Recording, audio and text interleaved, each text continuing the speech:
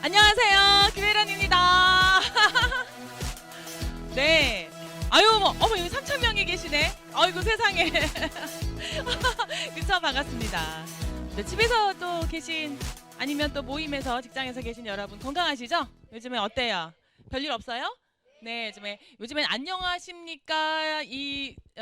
질문이 예사롭지 않아요. 그쵸? 네. 그래서, 제가 어제 어디 가면, 건강하세요. 이렇게 인사 안 하시고, 감기 걸리지 마십시오. 이렇게, 감기 조심하십시오. 이렇게 인사를 하시더라고요. 어쨌든, 우리 코로나도 감기니까, 앞으로 참 세상이 너무 많이 변해갈 것 같습니다. 먼저 간단하게, 오늘 여러분과 만나게 될 주제를 가지고 제한된 시간에 이야기를 나눠야 되니까 이제 소개 먼저 드리고 진행하도록 하겠습니다. 우리 제가 제 소개 영상 나올 수 있나요? 영상부터 볼까요? 네, 네, 영상부터 잠시 보고 제 소개 또 인사 말씀 드릴게요. 영상 틀어주세요.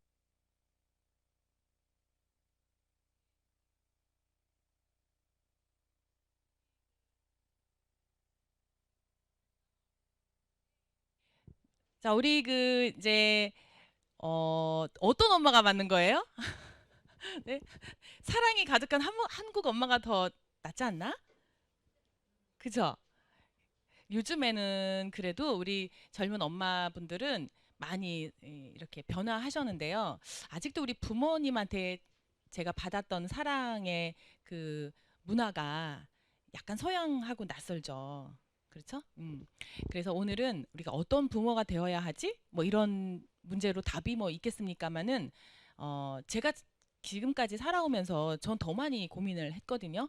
그래서 우리 파트너분들, 우리 사장님들의 요구에 의해서 그냥 제가 학자도 아니고 지금은 사장님이잖아요. 사업가거든요. 그러나 저도 아이를 키우는 부모로서 제가 생각하는 우리 부모 역할 그리고 정말 제가 어떻게 살아야 되는가. 우리도 사실 부모 역할의 문제가 아니라 인생으로서 여성으로서 또 제가 어떻게 살아야 하는지 이거에 대한 답을 찾기 참 어려운 시대잖아요. 그래서 오늘은 1부, 2부로 나눠서 여러분과 함께 진행해 보려고 하는데요. 1부는 우리 엄마, 부모, 자녀에 대해서 제 생각을 한번 그냥 피력하고 싶고요. 2부에서는 우리 비즈니스 하시는 분들을 위해서 요즘에 새롭게 바뀐 트렌드와 함께 정말 여러분들의 자아 찾기 그리고 여성 CEO로서 시작할 수 있는 간단한 공식에 대해서 오늘 말씀드릴 거예요. 이 사업에 관련해서 그러니까 두 가지를 다 잡을 수 있는 시간을 한번 준비해봤습니다. 기대되시죠? 네. 그래요. 저도 잠깐 제 소개 먼저 드릴게요. 네, 다음 페이지 갈게요.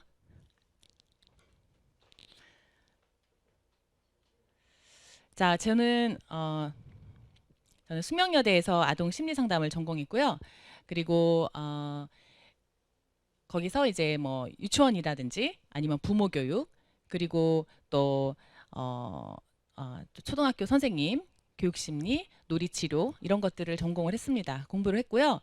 또 여러 대학에서 강의했고 제가 가장 좋아하는 과목 중에 하나, 많이 가르쳤던 과목 중에 하나가 아동 심리 인간 발달, 상담 부모 교육, 네, 이런 거 많이 강의를 했었고요. 현장에는 없었으나 자주 있지는 못했으나 현장에서 있고 싶었었어요. 뭐 가족 치료, 놀이 치료 뭐 이런 것들 이런 것들은 제가 관심이 많았죠. 그리고 제 논문은 석사 논문은 아동 학대 관련해서 논문을 썼습니다. 어, 이제 그 논문을 쓰면서 많이 그쪽에 되게 집중해서 공부를 하잖아요. 그래서 아동 학대가 이렇게 뭐 때리거나 뭐 이런 학대 차원이 아니라 정신적인 학대 부분에 굉장히 많이 제가 오리엔테이션 돼 있었던 건데요. 제가 왜 이런 공부를 좋아했을까 생각해 보니까 제가 학대받았다고 생각하더라고요. 부모님한테.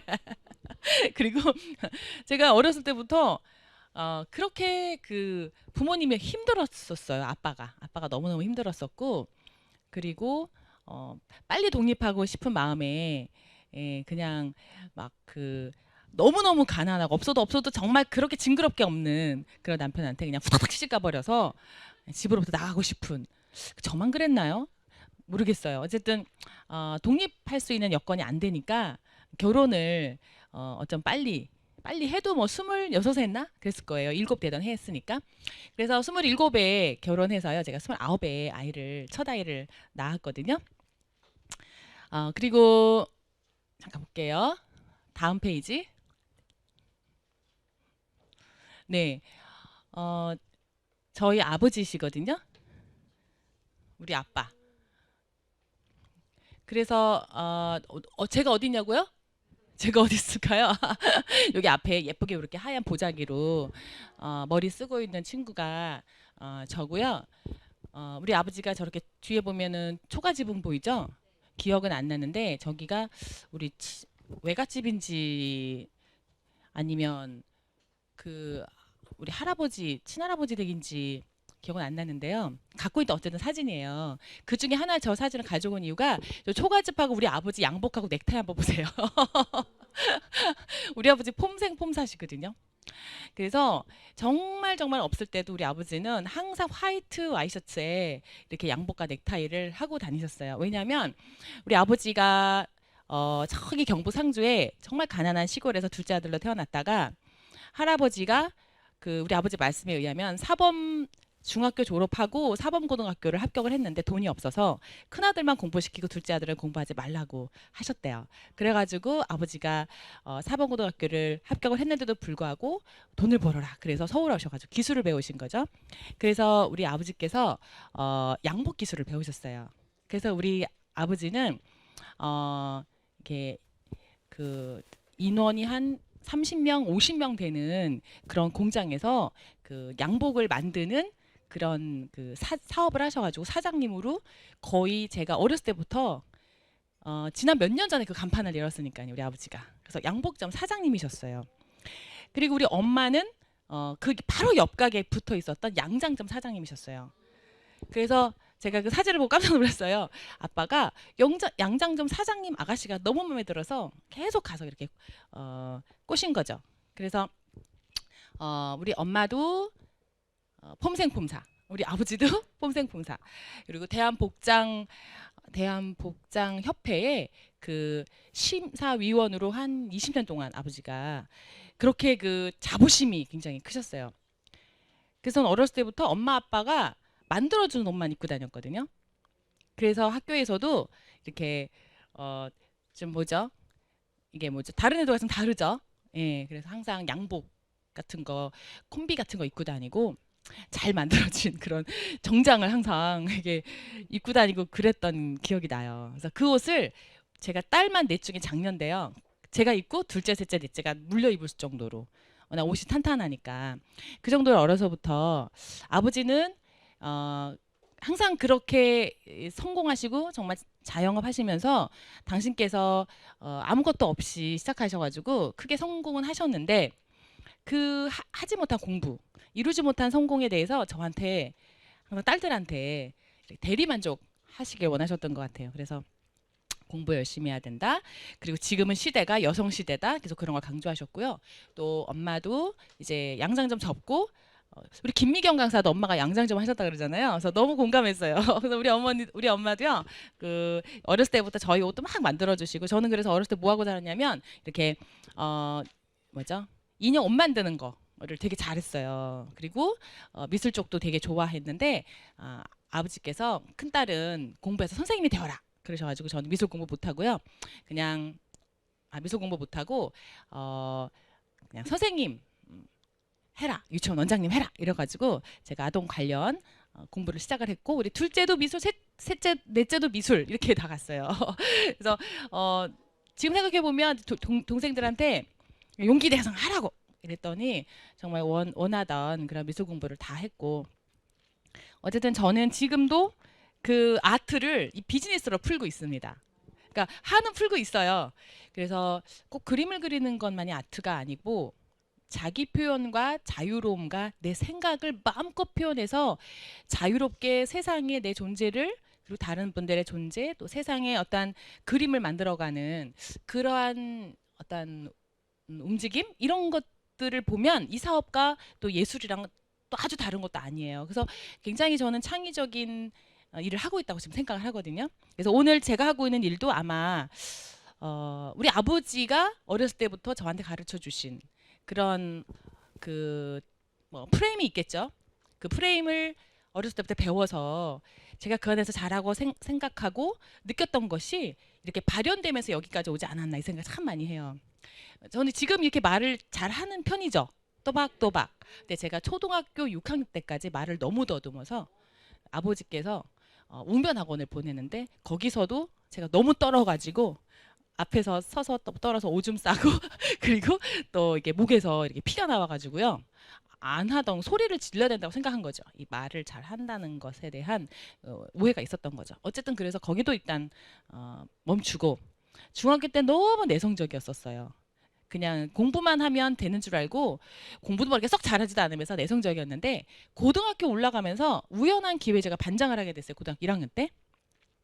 엄마가 반장 선거가 내일인데 그때 이제 제가 공립고등학교를 갔거든요. 사립중학교에 있다가 공립고등학교 가니까 이 반장을 뽑는데 사립은 그냥 1등이 반장, 2등이 부반장 이렇게 정해줬었어요. 근데 공립 가니까 1등부터 6등까지인가 입학시험 봐가지고 그 친구들 쫙 이렇게 이름을 적어 놓으시더라고 선생님이. 1등부터 6등 중에 반장 선거 할 거다 이렇게 내일 할 거다 이러시는 거예요. 그러니까 제가 그 안에 들어간 거예요. 그래서 엄마 반장 선거 한다는데 어떡하지? 야 잘됐다! 이러더니 엄마가 같이 연구를 하재요. 선거 유세를. 다 기억하지 말고 하나만 기억해. 이러면 넌 합격할 수 있을 거야 이러는 거예요. 엄마 나 무서워서 하기 싫다고 그랬더니 얘 너 해봐. 너는 키도 크지 머리도 크지 목소리도 크지 네가 못할 게 뭐 있어 다 하는데 한번 해봐 재밌어 막 이러는 거예요. 그래서 엄마 반장 해봤어? 한 번도 못 해봤으니까 니라도 해봐야지. 그래서 엄마는 초등학교 막 밖에 공부 못 하시고요. 그다음에 그 영어를 ABC를 모르시는 거 중학교를 안 가셨으니까 ABC를 모르시니까 그거 딸 넷을 키우면서 그 한이 많으셔가지고요. 실제로 어, 엄마가 60대 중반에 다시 영어를 시작하셔가지고 10년 만에 고등학교까지 졸업하셨어요. 중학교 1학년부터 고3까지 다 졸업하셨어요. 그때 우리 엄마를 잃을 수가 없어요. 제가 이 사업 하고 있는 과정이었는데 그때 아침에 그 학원 공부할 학교 가시잖아요. 할머니들 모이는 학교. 예, 그러면 막 6시부터 가서 지하철 타고 버스 타고 가방 메고 그렇게 다니셨던 기억이 나는데 그래서 중학교도 졸업하시고 고등학교도 졸업하고 그래서 우리 딸이 중학생 됐을 때 할머니가 수학을 가르쳤으니까요. 모르면 할머니 가르쳐줄게! 이랬던 기억이 나거든요. 자, 우리 엄마의 그 피가 저한테도 흐르고 있지 않나? 이런 생각을 참 많이 해봐요.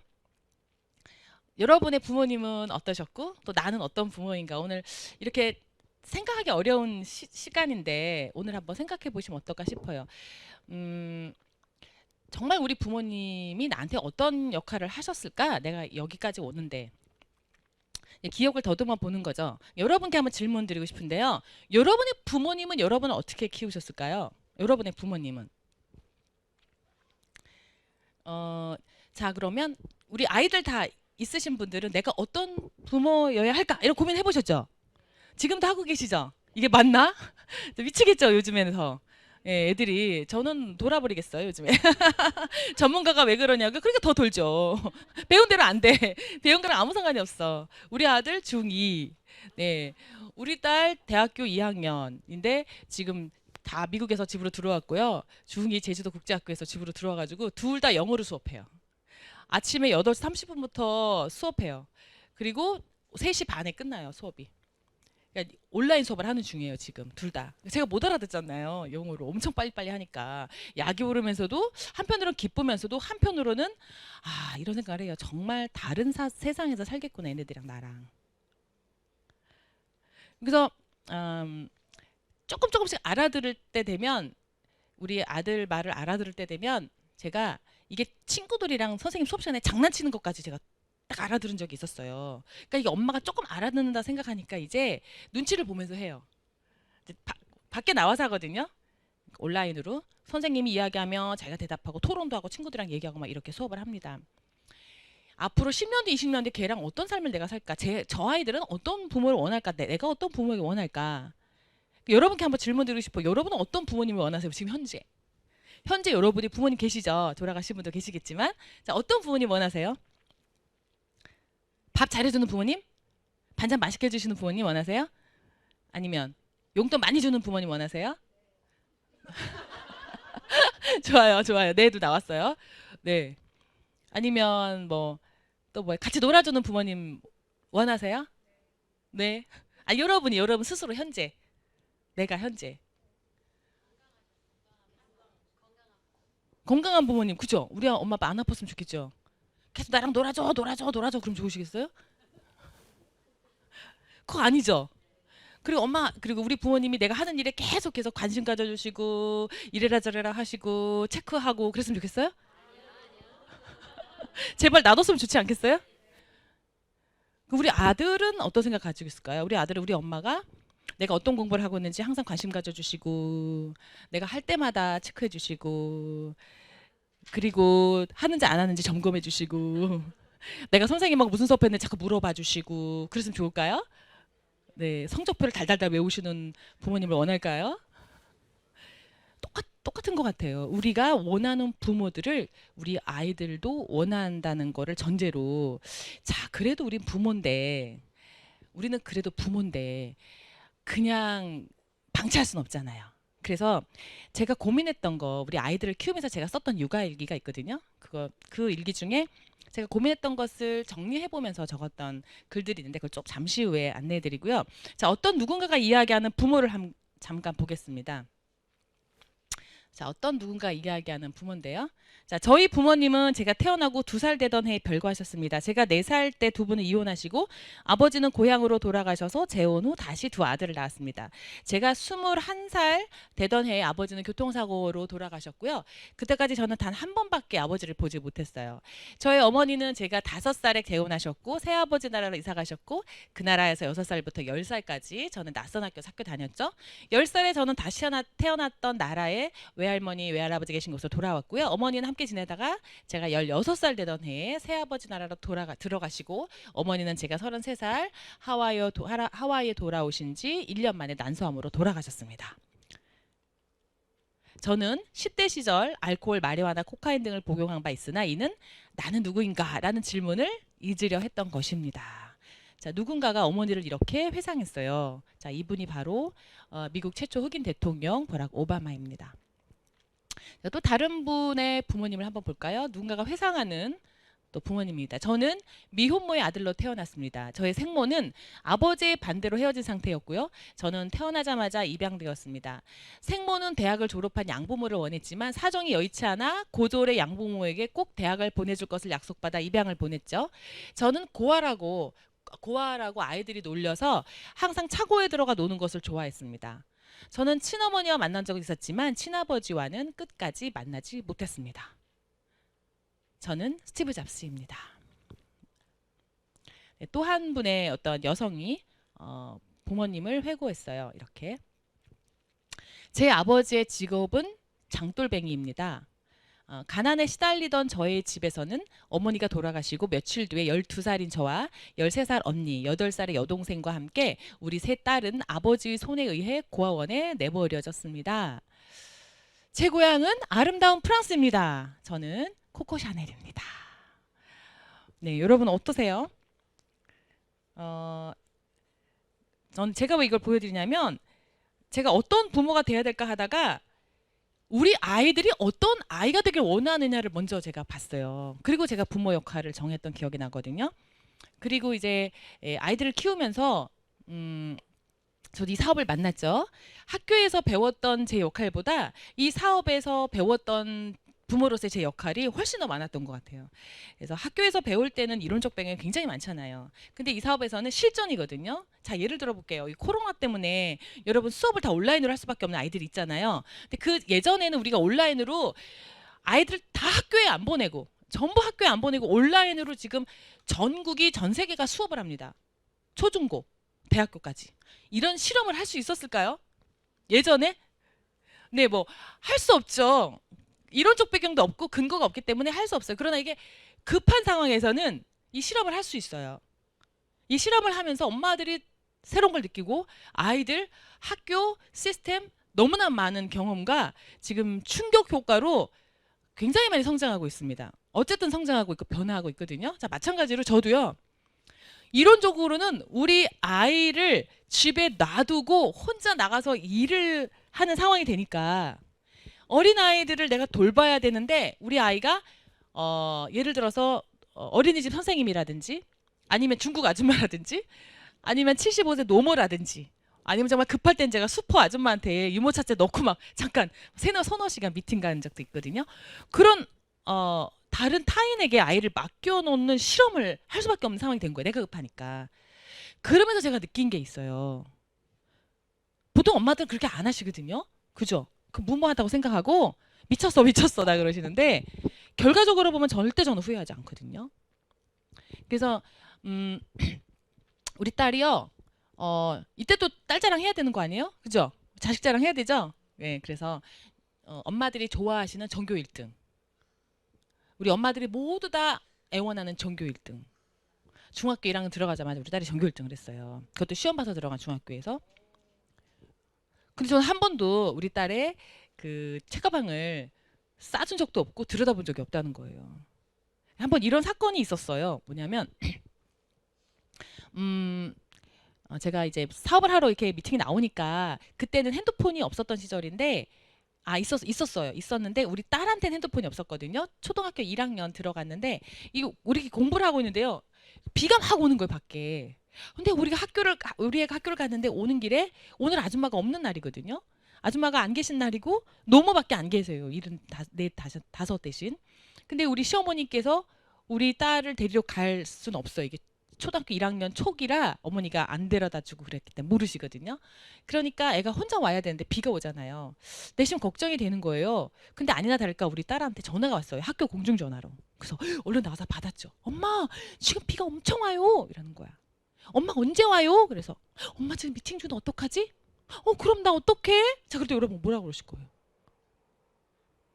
비싸기로 뛰어와! 이러실 거예요? 그때 제가 머리가 팽팽팽팽팽 돌아가는 거예요. 이거 기회다. 이거 기회다. 이 아이에게 내가 뭘 가르쳐 줄까? 뭘 남길까? 막 생각이 드는 거예요. 그래서 제가 순식간에 이렇게 머리가 막 돌아가더니 이런 반응을 했어요. 동주야. 그러면 한번 머리를 써봐. 머리를 써서 어떻게 하면 비를 안 맞고 집에 갈 수 있는지 한번 생각해봐. 엄마는 지금 10분 뒤에 강의해야 되거든. 내가 너를 도와줄 수 없어. 어쨌든 비 맞지 말고 집에 잘 들어가야 돼. 집에서 보자. 그리고 끊었어요. 근데 집에 들어갈 때 제가 어떤 생각이 나냐면 첫 번째 케이스. 아마 비에 흠뻑 젖어가지고 엉엉 울고 내가 가면 소리 지르고 막 그러고 있을 것 같은 느낌. 두 번째. 초등학교 1학년이니까 두 번째. 아마 거기 있는 누군가 비 맞고 가니까 어른들이 데려다 줬을 것 같다. 우리 아는 원래 내성적이고 말을 못하니까 누구한테 이렇게 넙죽넙죽 뭐 이렇게 물어봐서 뭐 이렇게 할 것 같지는 않은 거죠. 그래서 전 되게 궁금했어요. 근데 제 1번이 전 유력했거든요. 분명히 걔는 맞고 걔 성격상 맞고 와서 분명히 울고 있었을 것 같다. 하지만 또 기대가며 그래도 걔가 뭔가 대책을 강구하지 않았을까? 눈치 살살 보면서 집에 들어가서 있었더니 말을 안 해요. 뭔가 이렇게 뭐 반응이 있어야 되는데 다녀왔습니다. 그런데 우리 딸이 반응이 없어요. 그냥 뭐 집에서 평상시랑 똑같은 거예요. 너무 답답해서 밤에 10시쯤에 물어봤죠. 아, 참. 너 오늘 우산 없었다잖아. 어떻게 왔어? 엄마가 머리 쓰라 그랬잖아요. 그래 말을 안 해. 그래서 막 자기 놀아. 그래서 저기 동주야. 그러니까 머리를 써서 어떻게 됐다는 거지? 제가 2층 우리가 2층인데요. 2층에서 이렇게 내려다 보니까 운동장에 엄마들이 전부 막 엄청 많이 와 계시더라고요. 엄마들이요. 근데 보니까 다 우산을 2개씩 들고 있는 거예요. 그래서 머리를 써봤어요. 우리 집이 저기니까 중간에 가는 길에 내 친구가 생각이 나서 걔한테 얘기했죠. 야, 니네 엄마 오시니? 오신대요. 니네 엄마 우산 2개 가져오겠지? 그렇죠? 그렇지? 그래서 그 친구랑 약속을 했대요. 오케이. 우리 엄마 못 오시니까 그러면 너네 엄마 쓰고 하나는 우리는 작으니까 그 큰 우산으로 우리 둘이 같이 쓰고 가자. 그리고 너네 집까지 가고 내가 널 데려다 줄게. 그리고 그 우산 날 빌려줘. 그럼 내가 그걸 갖고 우리 집 가는 길이니까 조금만 더 가면 우리 집이야. 쓰고 갈게. 내일 아침에 내가 갖다 줄게. 이렇게 얘기했대. 그리고 엄마 저거 핑크색 저거 내 친구 거야. 내일 갖다 주면 돼. 이렇게 얘기하고 그냥 아무 충격 없이 그냥 지나갔어요. 저랑 성격이 너무 달라요. 그쵸? 근데 초등학교 2학년이 됐어요. 제가 가방을 안 싸주니까 어느 날 일기를 보니까는 어느 날 일기를 보니까 선생님이 이렇게 멘트 해주시잖아요. 근데 어머니 동주가 수요일 걸 목요일 날 싸우고 목요일엔 금요일 걸 싸우고 이렇게 잘못 싸운다는 거 가방을. 그래서 오늘 벌을 받았어요. 지도해 주세요. 이렇게 써 있는 거예요. 그래서 동지야 너 무슨 벌 받았어? 자꾸 선생님이 책 안 가져왔다고 내가 잘못 가져왔다고 그걸 복도에 손 들고 서 있었어 이러는 거예요. 그래서 내가 어머 속으로 저 같으면 막 너무 창피하고 저 어렸을 때 선생님한테 혼난다는 상상을 해본 적이 없거든요. 한 번도 안 혼나봤기 때문에 그 혼나는 우리 딸을 상상하니까 너무 약오르고 속상하고 막 화가 나는 거예요. 그래도 그렇게 표현하면 안 되잖아요. 그래서 딸한테 어떻게 어땠어? 속상했어? 그러니까 그렇게 얘기하지 않았다. 내 마음은 속상했지만 걔한테 어떻게 얘기했냐면 그래서 어떻게 했어? 그랬더니 손 들고 있었다 그러더라고요. 그래서 내가 너무 속상했지만 반대로 표현했어요. 너 정말 재밌었겠다. 그냥 그렇게 얘기했어요. 왜냐면 그렇게라도 해야 몸 반응을 이끌어낸 것 같아서. 그랬더니 엄마 너무 재밌었어 이러는 거예요. 그래서 왜? 공부 안 해서? 아니 그게 아니라 다른 친구도 잘못한 게 있어서 같이 서 있었을 때요. 그래서 그 친구랑 1시간 내내 수다 떨었대요. 손 들고. 그 너무 재밌었대요. 그 친구랑 자기네 집 얘기하고 장난감 얘기하고 그랬다 그러는 거예요. 그래서 우리 딸하고 대화하다 보면 어렸을 때 제가 뭘 신경을 못 써줘서 이렇게 막 뭐 실수도 하고 잘못도 했지만 보면 그것에 대한 어떤 수치스러운 기억들이 별로 없더라고. 대화를 나눠보면 그게 어떤 상황이 들이닥쳤는데 저 같은 경우라면 그런 적도 없겠지만 만약에 선생님한테 야단맞았다 그러면 그 충격이 되게 심하거든요. 안 혼나려고 하고 혼나면 안 된다고 생각하고 혼나는 것은 굉장히 저한테 비극이라고 생각하고 왜냐면 아빠가 그랬으니까. 우리 아빠는 항상 제가 수학을 85점 받은 적이 있었어요. 초등학교 4학년 때. 그때 제가 아빠가 그렇게 열심히 아빠가 널 가르쳐 줬는데 수학 85점 받았다고 90점 넘어야 되는데 안 됐다고 눈이 오는 겨울에 제가 속옷만 입고 마당에 손 들고 있었거든요. 기억나세요? 그거를 내가 우리 엄마한테 얘기했더니 우리 엄마가 또 우시더라고요. 그때 얘기를 하면서. 그렇게 딸에 대한 완벽한 뭐라 그럴까요? 아빠의 기준? 네, 기준을 대입을 했죠. 그래서 저는 모든 부모가 그런 줄 알았고 이렇게 겨울인데 눈이 오니까 그나마 좀 따뜻하잖아요. 눈이 오는 날은 거지도 빨래는 한다는 날인데 따뜻하잖아요. 그러니까 춥지 않았는데 이게 너무 속상한 거예요. 우리 아버지는 저에 대한 기대가 굉장히 크셨던 것 같아요. 지금 돌이켜 보니까. 그래서 제가 결혼하고 우리 남편이 깜짝 놀란 게 결혼하고 제가 9평 다세대로 시집을 갔는데요. 이렇게 그때 제 박사과정이 있었거든요. 그러니까 책상에서 공부를 하다가 보면 우리 남편이 그 밤 새벽 1시 2시에 와요. 근데 옛날에 왜 중고등학교 때 아버지는 퇴근했을 때 우리 아버지 퇴근이 딱 12시거든요. 아버지가 퇴근 12시에 했는데 제가 자고 있다. 그럼 온 집안이 너무 불행해요. 그래서 공부하고 있어야만 해요. 그래서 항상 아빠가 이렇게 빠꾸미 문 열어서 확인하는 게 너무 싫어가지고 저는 일부러 문을 열어놓고 이렇게 문 열어놓고 확인하시라고 그리고 공부를 하거든요.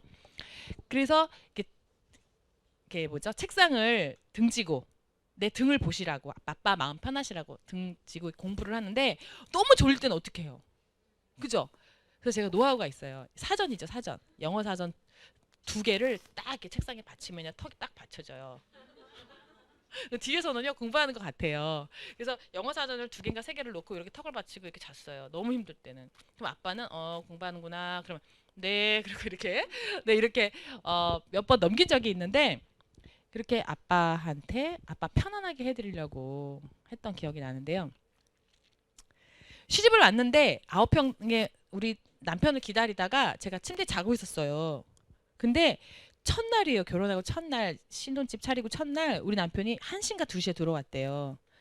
그 시간이 1시 2시였는데 문소리가 타그닥 나니까요. 제가 본능적으로 침대 위에서 푸다다닥 일어나가지고 책상에 딱 앉는 거예요. 책상에 딱 앉아서 본능적으로 아빠가 없지. 그럼 막 울었던 기억이 나요. 우리 남편이 왜 그래 왜 그래. 그게 26년을 같이 살았던 아빠의 딸로서 내가 학습된 거더라고요.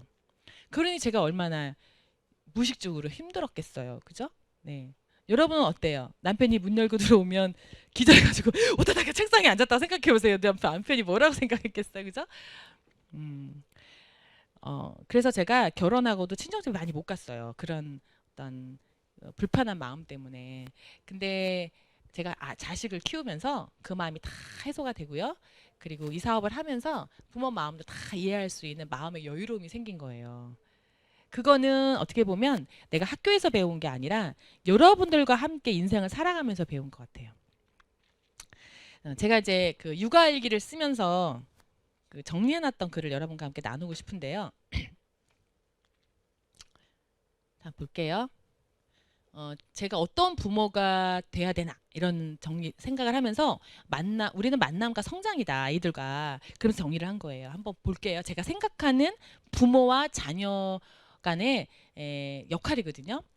자, 우리 부부는 운명적으로 만났어요. 우리 부부는 운명적으로 만나서 연인이 되고 곧 부부가 되어서 새로운 가정을 꿈꿨어요. 우리는 아기를 갖기를 원했고 둘째도 갖기를 원했죠. 다행히도 신은 우리를 믿고 생명을 선물해 주셨고, 우리는 두 자녀를 통해서 신비로운 삶의 비밀을 하나하나 깨닫고 우리는 무한히 성장하고 있어요. 이게 제가 정의한 우리 아이와 만남의 어떤 그 운명이죠. 이렇게 이해를 하니까 제가 굉장히 편했어요. 다른 이제 우리 엄마들하고 얘기하다 보면 뭐라고 이야기하냐면 그 마음속에 저변에 우리 아이에 대한 책임감이 너무 강한 거죠. 그리고 또 그 아이를 소유하고 있는 게 느껴져요. 소유하고 있는 게. 제가 분당에 여기 순회동에 저기 정자동에 우리 아이 1학년 때 정자 초등학교를 다녔었거든요. 근데 그 정자 초등학교에 막 오픈을 했을 때였었어요. 되게 유명하죠, 여기가 부자 동네로. 그때 제가 다이아몬드 됐을 때였거든요. 그래서 부자 동네가 오픈을 하고 우리 그 뭐죠? 이렇게 엄마들이 이제 아이를 학교를 보내고 나면 뭐죠? 무슨 음악 학예회도 하고 발표회도 하잖아요. 그러면 지금도 기억나는 게 학예회를 하는데 학예 발표를 하는데 어떤 엄마가 연락이 왔어요. 서울대 음악대학의 석사과정에 있는 성악가 선생님을 모시고 학예 준비를 하려고 하니까 지금 6명이 구성원이다. 그래서 한 달 연습 기간에 100만 원을 가져오면 된다. 그래 연습을 하자는 거예요. 그래서 제가 학예회인데 졸업 작품 전시회도 아닌 거죠. 그래서 제가 그걸 데려다 줘야 되는 거예요, 매일. 그래서 제가 일을 하는 엄마라 그렇게 못할 것 같아요 라고 얘기했더니, 어머 어떡해요, 그러면 제가 데리고 갈게요, 동조가 꼭 있어야 돼요 이러시더라고요. 그래서 100만 원이 문제가 아니라 그런 엄마들 틈에 있는 게 제가 너무 부담스러운 거죠. 그래서 그냥 안 하기로 했어요. 안 하고, 동자 너 그냥 혼자서 개인으로 너 뭐 공연해. 그래가지고 뭐 개인으로 뭐 피리를 불었나 뭘 했나 뭐 어쨌든 그런 것 같아요. 뭐 하나 친구랑 했나 기억이 안 나. 어쨌든 그건 안 했어요. 또 잠시 후에 또 얼마 후에 아이를 그 뭐죠, 우리 강남에 수학을 공부시키는데 초등학교 1학년, 2학년짜리 애를 매주 3번씩 데리고 강남에 가는 거예요. 대치동에. 그런 엄마가 하나 있었어요. 근데 가는 길에 아이 한 명이 더 있으면 선생님이 수업료를 우리가 분담할 수 있잖아요. 우리 엄마들 둘이서. 그러니까는 우리 딸이 똑똑한 것 같으니까 같이 해가지고 보내자는 거예요. 그래서 아니요, 저는 그렇게 공부 안 시키고 싶은데요. 그랬더니 아우 똑똑한데 왜 그렇게 키우세요? 엄마 신경 좀 쓰세요. 이러는 거예요. 내가 신경 너무 안 썼나? 그냥 학원도 잘 안 보내고 영어 학원도 가기 싫다고 하면 제가 6개월도 안 보내고 그랬던 기억나요. 또 김연아 때문에 스케이트 배우고 싶다 그래가지고 영어 학원 다 끊고 모든 걸 다 끊고 3개월 내내 스케이트 학원에 살았던 적도 있고요. 뭐 그거는 했으나 가기 싫다고 하는 걸 절대 안 보냈거든요. 저도 또 보내기 싫은 건 안 보냈죠. 그래서 학원을 많이 안 다녔어요, 우리 딸이. 과연 이 아이들을 키우는 부모로서 어디까지 공부를 시켜야 되고 어디까지 학원을 보내야 되고 학원을 보내야 되나 말아야 되나, 이게 너무나 큰 이슈더라고요, 엄마들 사이에. 지금 아마 이 방송을 보고 계신 유치원 초등학생 엄마들 계실 거고요, 중고등학생 어머니들 계실 거고, 다 큰 성인이 있으실 거예요. 지금 제가 말씀드린 이 항목은 초등학교 엄마들한테 드리는 말씀인데요. 과연 우리 아이가 왜 학원에 가야 되는지, 그리고 어디 학원에 보내야 되고 얼마나 보내야 되고, 또 어느 정도 보내야 되는지 궁금하시다면 그 전에 우리 아이를 어떻게 키우고 싶은지부터 정리를 하고 결정을 내리고 방향성이 결정돼야 그 모든 걸 선택하실 수가 있어요. 그렇지 않으면 저한테 전화 왔던 그 수많은 엄마들처럼 계속 이렇게 쓸려다니는 거죠. 그 엄마들의 연락과 주제와 그 엄마들의 대화 속에 제가 계속 휩쓸려 다녀요. 아이들의 자녀 교육은 주변에 있는 엄마들에 의해 결정되는 게 아니라 여러분 가슴속에 있는 소신에 의해서 결정되는 거거든요. 그래서 무엇을 결정해야 되냐면 우리 아이를 어떻게 키우고 싶은가, 그리고 우리 아이와 나의 관계를 어떻게 형성하고 싶은가, 이 방향을 보고 모든 걸 결정하시면 되는 거예요. 이거는 주관적이지 통계학적으로 나오는 게 아니죠. 잘 생각해 보세요. 엄마들이 왜 자꾸 학원을 선택하고 애를 데리고 학원을 뺑글뺑글뺑글 돌리냐면 불안하니까. 그죠? 짜장면 집에 갔는데 다 짜장면인데 나 혼자 짬뽕 하면은 이상한 불안하지 않아요? 그래서 그냥 나 짬뽕 너무 먹고 싶은데 그냥 저도 짜장면이요 이러고 만단 말이에요. 모든 아이들이 학원 다니는데 학원 안 보내는 건 너무나 불안합니다. 저 엄마들이. 그러면 학원 보내는 엄마들이 있는 틈새에 우리 오바마 대통령의 어머니는 옆에 못 계셨다는 거예요. 학원에 막 보내는 그 시기에 우리 스티브 잡스 어머니는 옆에 못 계셨다는 거예요. 샤넬 어머니는 일찍 돌아가셨다는 거예요. 그 우리가 어디 있어야 돼요? 일단 애들 옆에 있으면 안 되는 거 정확한 거 아시죠? 우리가 애들 옆에 있으면 안 되는 거예요. 그 단적인 예로 우리 아들이 3살 때인가 4살 때 아니다. 3살 때 4살 때 앞에 그 놀이터가 있었는데요. 그 놀이터에서 요즘엔 흙도 아니고 예전에 이렇게 뭐 깔아놓잖아요. 근데 예전에는 흙이었거든요. 모래. 근데 이제 어머니가 아이를 데리고 주말이었는데 이제 놀이터에 낮에 가는데 어머니만 오시는 거예요. 그래서 어머니 도현이요? 그랬더니 예. 그 냅둬라. 아이고 뭐에 빠져 있다 이러시는 거예요. 그래서 가봤어요. 그랬더니 땅을 계속 파고 있는 거예요. 그 맨손으로 파다 아내가 돌로 파다가 이제 옆에 있는 나무떼기로 파가지고 정말 자기가 그 속에 들어가도 돼요. 들어가도 될 정도로 막 완전 다 파놓는 거예요. 이러다가 여기 동네 아저씨들한테 걸리면 안 되겠다. 그래서 내가 뭐라고 하려다가 이 또 배운 건 있어가지고 도현아 너 지금 뭐 하는 거야? 했더니 가만히 있어봐요. 빨리 해야 돼요. 그래서 이따가 물어보려고 그냥 놔뒀어요. 그리고 그냥 어머니랑 같이 밥을 먹고 또 가봤더니 아직도 파고 있는 거예요. 어둑어둑해졌는데 이제 어두워서 이제 들어가야 돼. 그랬더니 조금만요. 그러면서 더 파고 있는 거예요. 땀을 뻘뻘 흘리고 이 손톱도 다 망가졌어요. 그래서 오늘 그만 파자. 그만 파고 싶어서 내일 더 파자. 여기 아저씨들이 혼날 수도 있어. 정말 바쁜데 더 파야 되는데 집에 데리고 와서 얘기를 해봤어요. 도대체 거기서 뭐 때문에 이렇게 파고 있는데 아니에요. 더 파야 돼요. 분명히 있을 거예요. 그래서 뭐가 있을 건데 거기에 금이 있을 거예요. 이러는 거예요. 금맥을 찾을 때까지 저는 팔 거예요. 반드시 있을 거예요. 걔가 왜 이렇게 거기에 집중을 하지? 다음 날까지 팠어요. 근데 이제 동네 그 주변 사람들 거기 애들이 지나가 넘어지면 안 되잖아요. 그래가지고 아이가 학교 갔다 왔더니 그게 이제 이게 덮어져 있는 거죠. 그러더니 이제 또 파는 게 억울한 거죠. 한 3일째 됐는데 포기하긴 했는데 결론은 만약에 저라면 한 10cm 팠을 때 들어와 그만해 그 손짓 그 모래장난 하지 마 옷도 지저분해지잖아 이래가지고 데리고 들어왔을 거예요 억지로라도. 근데 우리 어머니는 그게 귀찮으시기도 하고 애들은 그냥 놔둬야 된다는 걸 어떻게 하셨는지 그죠? 아동 전문가도 아니신데 우리가 배운 대로 이미 하고 계시더라고요. 그래서 충분히 우리 아이가 그 상황을 즐기고 자기가 하고 싶은 욕구를 해결한 다음에 그 다음에 스스로 포기할 때까지 기다리시면서 내가 그 아이와 대화를 나눴을 때 우리 아이 욕구를 제가 이해할 수 있었던 거죠. 왜 그랬는지. 그 다음부터 제가 그 아이가 왜 그 땅에 심취하고 있는지를 나중에 알게 됐어요. 그 전에 책을 읽은 것들이 전부 지구, 그 다음에 또 뭐 지구 핵, 그 다음에 땅, 지층 이런 거에 대한 공부를 엄청 했었더라고 혼자서. 책을. 그러고 나니까 그 땅에 대한 호기심을 거기서 풀었던 거죠. 근데 땅은 파도 안 된다는 걸 알게 됐어요. 나중에는 이거는 손으로 파면 안 돼. 기계로 파야 되고 땅이 더 넓어야 돼. 그리고 땅 밑에 바위나 돌이 있으면 안 돼. 그런 땅을 발견해서 계속 파다 보면 금이 나올 거야. 그거를 초등학교 내내 항상 저한테 땅만 보면 파고 싶다고 그랬던 기억이 나거든요. 요즘에는 안 파요. 자, 우리 이제 그 아들이 벌써 중2가 됐습니다. 제가 얼마 전에 있었던 스토리 하나 이야기하고 싶은데요. 그 이제 중2가 힘들죠? 괜찮으세요? 보통 이렇게 우리 아파트는 별로 젊은 친구들이 애들이 없어요. 다 할머니 할아버지가 많으세요. 평수가 넓다 보니. 근데 이제 주변에 우리 아들 친구 엄마들한테 물어보면 본인 아파트들에는요 계단에 전부 앉아 있는 애들 다 중2, 중1, 2, 3 계단에 앉아 있대. 핸드폰 들고. 왜 그런지 아세요? 핸드폰 들고 다른 계단에 앉아 있어요. 이렇게. 왜 그럴까요? 네? 와이파이 때문에.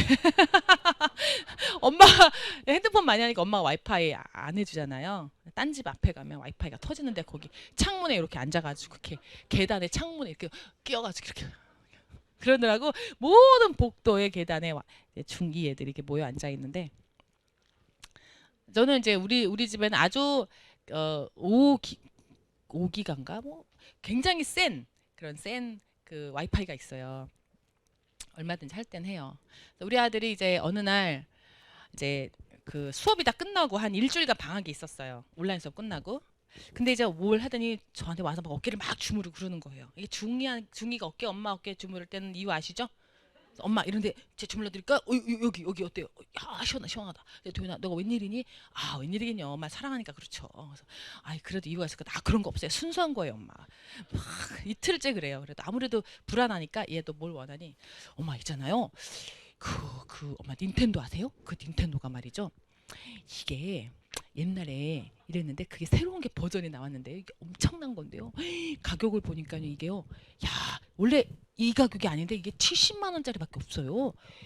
그리고 칩을 사는데 칩이 이게 8만 원인데 이게 6만 원으로 내려갔고 70만 원짜리가 벌써 50만 원으로 내려갔어요. 이러는 거예요. 그래서 뭔데? 그 닌텐도인데 아세요?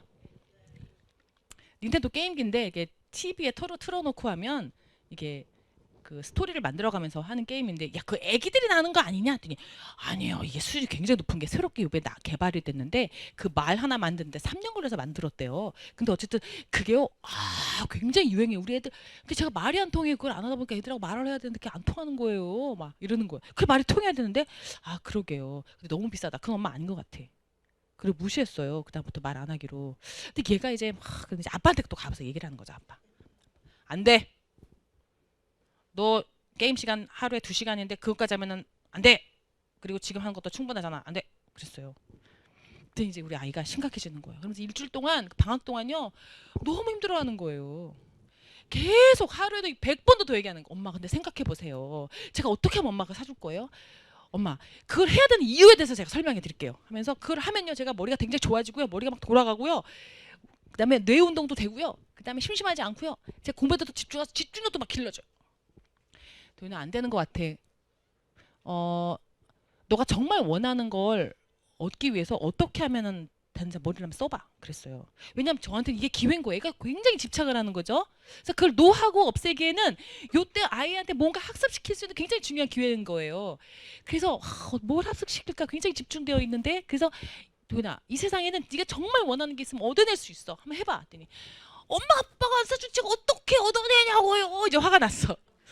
그러니까 머리를 써봐. 정말 네가 원하는 것이 있다면 네가 얻어내야 될 거 아니야. 한번 써봐. 엄마 아빠 뭘 좋아하고 네가 어떻게 하면 엄마 아빠가 사줄지에 대해 생각을 해봐. 아 미치겠네 막 그러는 거예요. 그러다 어떻게 하기로 했냐면 어떻게 해가지고 그걸 사기로 결정을 했어요. 근데 인터넷에서 안 사고 오프라인에서 사면은 그게 27만 원이라는 거예요. 그래서 오프라인에서 사기로 했어요. 그래서 우리 아이랑 파는 데를 가게를 갔어요. 찾아 걔 다 찾아라 그래서 한번 가서 알아나 보자.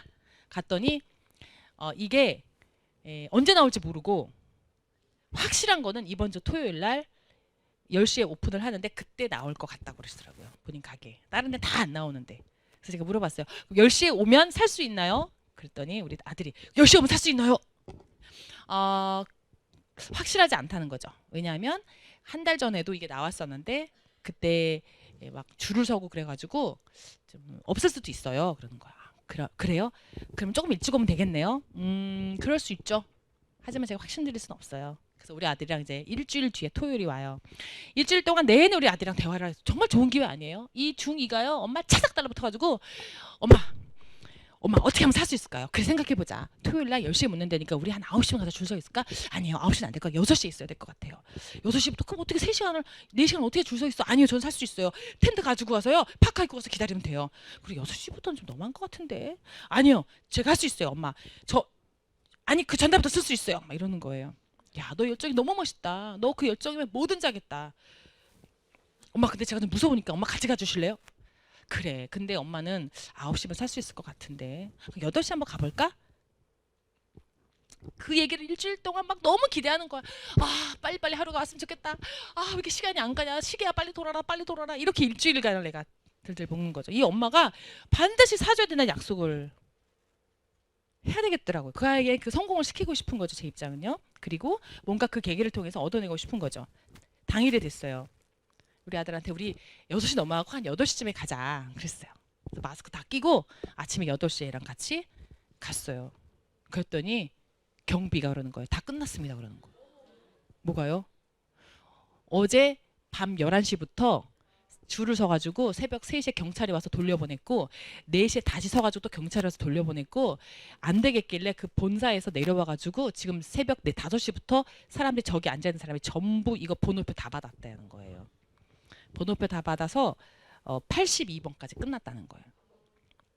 담당자는 어디 있어요? 담당자 여기 왔다 갔다 하고 있대요. 물어봐도 소용없다는 거예요. 이미 다 이제 줄 다 서서 번호표 끝났다는 거죠. 담당자한테 가서 어디나 저기요. 이거 줄 전날 11시부터 서야 된다고 말씀 안 하셨잖아요. 저도 몰랐어요. 자다가 연락받고 나왔습니다.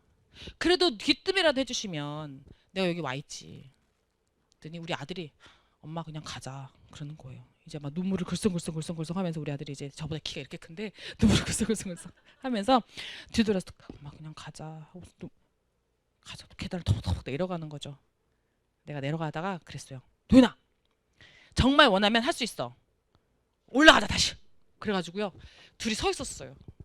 도윤이 저기 앉아가지고 이렇게 앉아있고 제가 계속 서 있으니까 그분이 어머님 되시나 봐요. 죄송합니다. 절대 지금 여유가 없습니다. 안 됩니다. 우리 아들한테 정말 원하는 것을 얻어내는 걸 보여주고 싶은 거죠. 제가 그분한테 그랬어요. 왜 연락을 미리 안 했느냐. 그리고 내가 그때 찾아갔을 때 적어도 전날에 줄 서야 된다는 거 얘기만 해줬으면 우리 아들이 줄 쓴다고 했었다. 이 우리 아들 보는 데서 계속 얘기를 했어요.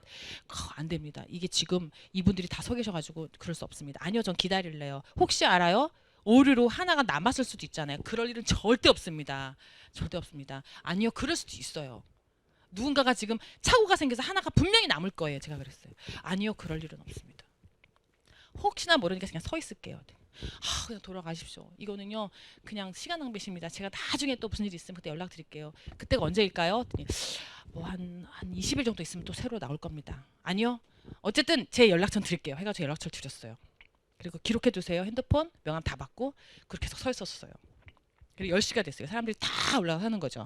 전 아래층에 내려갔어요. 내려가지고 커피를 사가지고 그 사람한테 건네줬어요. 새벽 1시부터 오셨는데 커피라도 드시고 혹시 남는 거 있으면 연락 주세요. 아유 죄송합니다. 그럴 리가 없습니다. 사람들이 바글바글 거기 일하는 사람들은 20명 정도 되는 거예요. 그 북새통에 저는 집으로 돌아왔거든요. 우리 아들이랑 엄마 안 될 거야. 그냥 나 안 할래. 그러는 포기 없어. 분명히 될 수 있어. 아니면 70만 원짜리 사자. 아니 엄마 그건 사기 싫어. 근데 다음날 연락이 왔어요. 하나가 남았대요. 너무 생각이 나서 연락을 드렸대요. 우리 아들이 그때 뛰었는데 1000점까지 샀더라고요.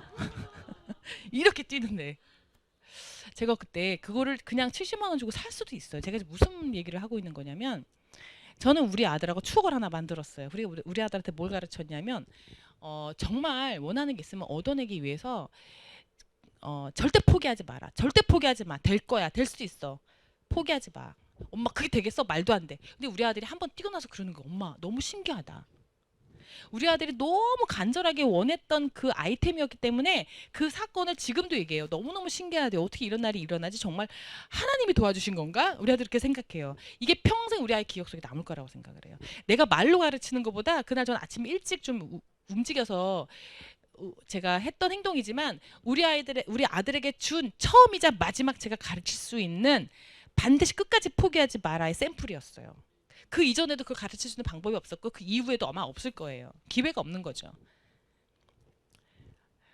이 기억은 아마 걔가 평생 가면서 어떤 순간에 잊지 못할 거고 포기하고 싶을 때 그 장면을 다시 생각해 낼 거예요. 제가 보니까 그냥 이렇게 했던 것 같아요. 우리 아이들한테 무엇을 남겨줄 것인가. 제가 왜 이런 말씀을 드리냐면요. 전 이렇게 생각하거든요. 아이들과 제가 만난 것은 어떻게 생각하냐면 이제 엄마들은 아이들에 대한 책임감이 굉장히 많아요. 그러니까 그 아이를 데리고 이제 뭐 많은 영상들이 많으니까 한번 보시면 알 거예요. 여러분 삶에서도 그렇고요. 그냥 제가 갖고 있는 하나의 소유고 그 아이에 대한 기대감과 책임감 때문에 전전긍긍 연연해 하시는 분들이 너무 많아요. 특히나 우리 젊은 엄마들은 그러니까 아직 부모 역할에 대해서 배워본 적도 없고 그냥 우리 아이가 공부만 잘하면 돼라는 것 때문에 굉장히 집중하죠. 하지만 그 방향성이 잘못 삐끗하면 엄마에게도 아이에게도 너무 큰 상처가 되거든요. 그래서는 이렇게 제가 육아일기 때 이걸 정리해 둘 정도로 제가 방향성을 이렇게 정했었어요. 한번 읽어볼게요. 우리 아이와 제가 운명적으로 만났는데요.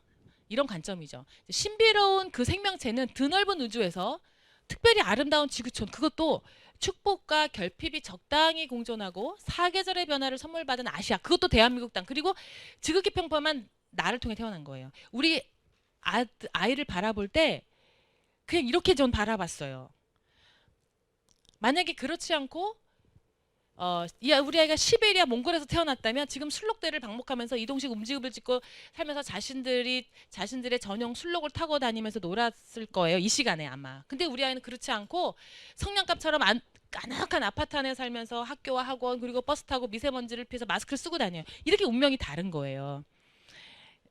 좀 거시적으로 보는 거죠. 우리 아이가 어디에 있는 건지. 그리고 우리의 외모 그리고 기질, 성격, 우리 DNA를 적당히 섞어서 신은 우리 아이를 만들어 주셨단 말이에요. 그래서 그 아이가 하는 모든 행동, 그 아이가 생각하는 사고, 습관이 어떻게 보면 다른 이야기가 아니고 내 이야기인 거죠. 나의 이야기인 거죠. 우리의 이야기고 내가 여기서 살고 있고 내 운명처럼 우리 아이도 그 운명이 결정된 거예요. 이 또한 우리 아이들의 두 번째 운명인 거예요. 이걸 한번 이해해 볼까요? 제가 생각하는 행복은 뭐냐면 신이 주신 타고난 성품과 생김새 그리고 잠재력과 기질을 가지고 주신 처한 이 환경에서 우리 아이들이 가장 행복한 삶을 살 수 있도록 돕는 것, 이것이 우리 부모의 역할이고 사명입니다.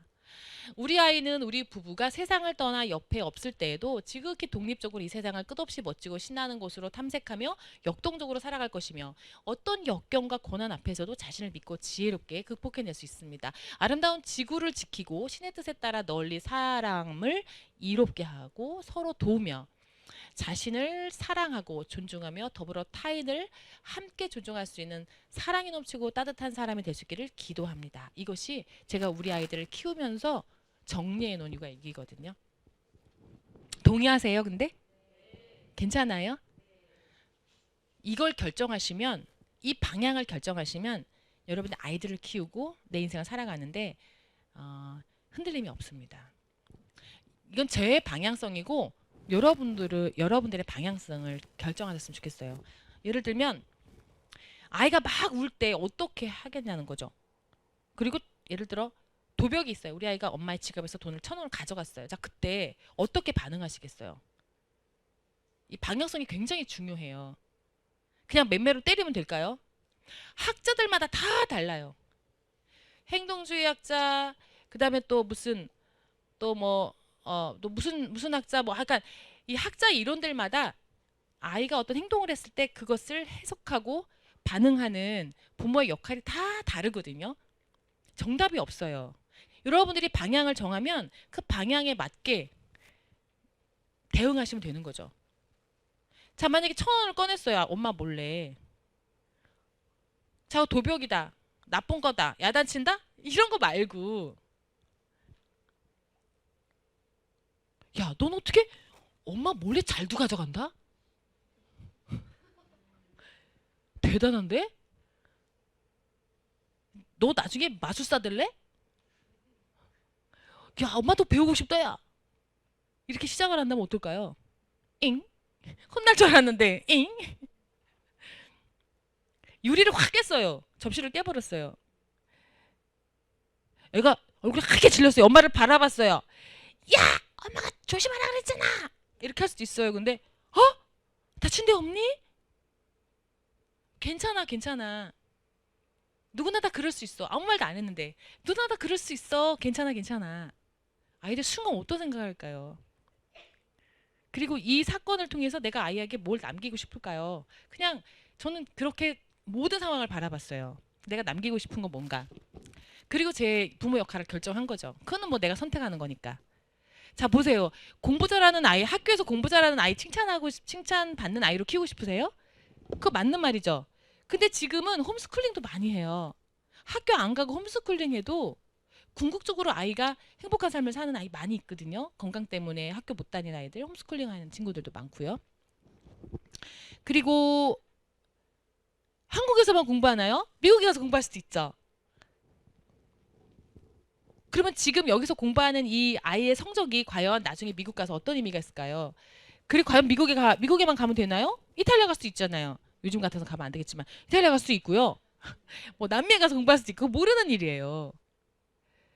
제가 우리 딸 키울 때요. 주산 학원이 있었어요. 주판 학원. 아세요? 그거 애들 주산 학원 엄청 다녔죠. 우리 딸은 안 보냈어요. 왜냐면 걔가 살아갈 때쯤 되면 주판 필요 없을 걸 전자계산기 쓸 걸 그랬어요. 아니나 다를까. 우리 애들 사전 안 쓰죠. 이걸로 전자계산기로 뭐지 사전 뭐죠? 전자 사전으로 쓰잖아요. 사전 필요 없. 저도 사전 엄청 많이 버렸거든요. 앞으로 우리 아이들이 살아가는 세상에 무엇이 있을지 어떤 세상이 펼쳐질지 제가 전혀 모르기 때문에 지금 엄마들끼리 앉아가지고 막 뭘 해야 된다고 논의하고 결정하는 모든 것들이 과연 내 수준이 미래 학자들이 얘기하는 그 레벨을 따라가면서 아이들에게 적용하는 것인가 아니라면 저는 그럴 용기가 없어요. 그 시간 그렇게 낭비하고 싶지 않아요. 차라리 그 시간에 앞으로 10년 뒤에도 20년 뒤에도 우리 아이 삶에 도움이 될 만한 그런 선택을 저는 할 겁니다. 그래서 학원을 굳이 그렇게 열심히 안 보낸 이유가 바로 그거죠. 저도 학원 선생님도 해보고 여러분 다 주변에 보내보셨겠지만 학원이란 주제 이전에 우리 아이를 어떤 방향으로 키우고 싶으신가를 결정하신다면 그런 거에 흔들리지 않으시게 되는 거죠. 자, 믿음에 대한 또 제 일기였는데요. 이렇게 생각하는 거죠. 저는 여러분과 함께 동의를 얻고 싶은데 완벽한 부모는 없잖아요. 그죠? 완벽한 사랑만이 있다. 그래서 나는 우리 아이들을 누구보다 잘 알고 있고 완벽하게 사랑한다고 믿는 거죠. 매 순간 나는 우리 아이들을 믿는 거예요. 이렇게 믿는 것이 결국은 내가 할 수 있는 최선의 방법이라고 저는 생각했거든요. 그럼 어떻게 하면 돼요? 굉장히 많지만 그 얘기를 오늘 다 할 수는 없잖아요. 이거 하나는 분명한 것 같아요. 우리 석사 박사 졸업하신 선배님들끼리 모여요. 그럼 다 아이들 키우잖아요. 그러면은 우리들이 주로 하는 얘기들이 어느 학교에 보낸다, 어디 학원에 보낸다, 뭐 과외 뭐하다 이런 얘기 할 것 같아요. 우리 선배들을 하고 저하고 후배님들하고는 전문가들은 그런 얘기 전혀 안 했어요. 그런데 관심이 없어요. 왜냐하면 이상한 아이들을 너무 많이 보고 이상한 부모를 너무 많이 보고 아픈 애들을 너무 많이 봐가지고 그냥 아프지 않고 정신적으로 문제 없으며 정상적이기만 하면 땡큐였었어요. 우리들은. 그래서 혹시 여러분 아이들이 정말 큰 문제가 정신적으로 있거나 아니면 신체적으로 문제가 있거나 그렇지 않다면 너무 감사할 일이죠. 그것만 해도 정말 땡큐예요. 그래서 우리 아이들과 살아갈 때 아이들을 바라보면서 가장 먼저 있어야 될 감정 중에 하나는 내가 우리 아이들이 정말 건강하고 그 다음에 문제 없이 살아가는 것에 대한 감사. 그리고 여러분께 한 가지만 우리 아이들 그래서 내가 뭐 하면 좋을까요? 한 가지만 얘기해 주세요. 그러면 저는 칭찬이라고 대답하고 싶어요. 한 가지만 내가 뭘 하면 좋을까요? 우리가 일하는 엄마들은 자주 못 만나잖아요, 아이들을. 그죠? 그러니까 자주 만나면 우리가 배운 대로 완벽하게 하겠죠. 그러나 뭐 배운 게 맞나? 요즘에 저도 헷갈리는데 정답이 어딨어요. 그런데 인류학적으로 변함없이 우리 아이들에게 좋은 영향을 미칠 수 있는 주요한 이런 생활 속의 먹거리처럼 정말 중요한 필수적인 것은 바로 내가 할 수 있는 최선의 노력 칭찬이죠. 어, 최 최소 아주 뭐죠? 기본적인 거지만 이게 가성비가 굉장히 높아요. 우리 아이들을 위해서. 내가 우리 아이한테 공부해 이런 말보다요. 야, 너는 이 공부할 때 앉아 있는 그 뒷모습이 너무 매력적이야. 차라리 이렇게 칭찬하시라는 거죠. 야, 너는 아인슈타인 같아. 너 이렇게 정말 여기 어떻게 뒤태가 학자냐? 정말 예술가 같아. 막 예술적인 학자 냄새가 풍풀 나고. 야, 어떻게 멋있냐. 너 걸음걸음 이렇게 어그저그저 걷잖아요. 그러면 보통 우리 야 똑바로 걸어 이러잖아요. 야, 너는 걷는 것도 학자 같아.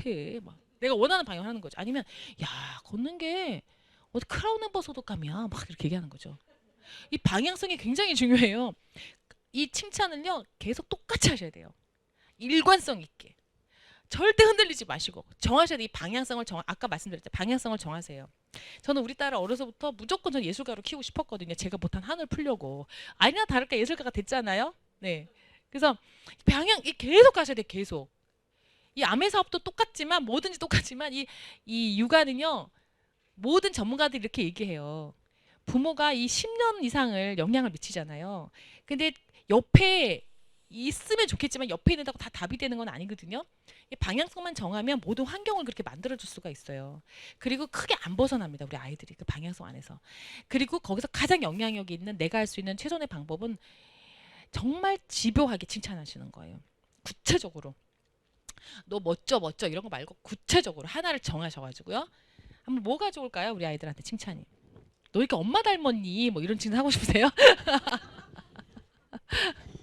오늘 우리 이호 여사님이 보통 잠옷을 대충 입는데 어느 날 이게 우리 친정 엄마가 잠옷 예쁜 잠옷 둘이 입으라고 이렇게 블루 핑크를 사다 주셨어요. 근데 보통 그런 거 안 입거든요. 귀찮아서 그냥 대충 그냥 이렇게 집에서 막 입던 거 입지.